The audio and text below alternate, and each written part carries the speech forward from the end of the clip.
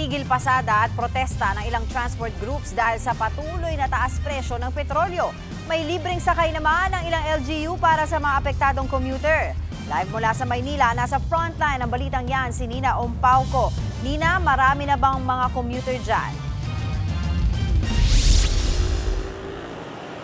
Angela, magandang umaga. Narito tayo ngayon sa harap mismo ng kartilya ng Katipunan dito sa Maynila kung saan may palibreng sakay ang Manila Police District at gayon din ang Manila LGU. Yan ay kasabayan ng Round 2 malawakang tigil pasada ngayong araw. Sa ngayon, inaasahan natin na meron ng magsasakay dito ang Manila CDRRMO na mga pasahero na papasok sa kanilang trabaho at gayon din sa paaralan dahil nga dito sa tigil pasada na nararanasan na dito sa Maynila. Kung mapapansin nyo, dalawang truck o dalawang service vehicle ang meron dito ng palibreng sakay ang MPD at saka ang Manila LGU. Ayon sa mga otoridad, layunin ng programa na magbigay ng agarang tulong sa mga manggagawa at estudyanteng umaasa sa pampublikong transportasyon. Sila kasi ang pinaka-apektado ng tigil pasada.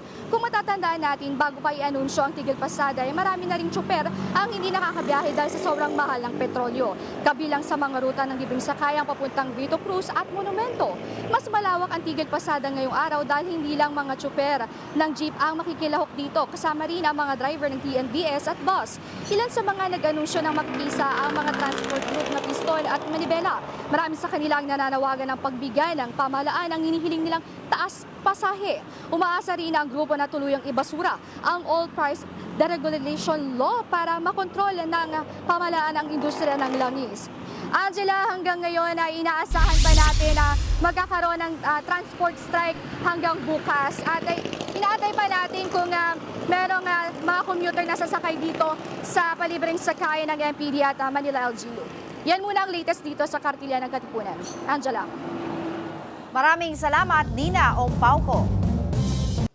Mga kapatid, Angela Lagunsad Castro po para sa komprehensibo at makabuluhang balitaan at talakayan. Mag-follow at subscribe na sa social media pages ng News 5.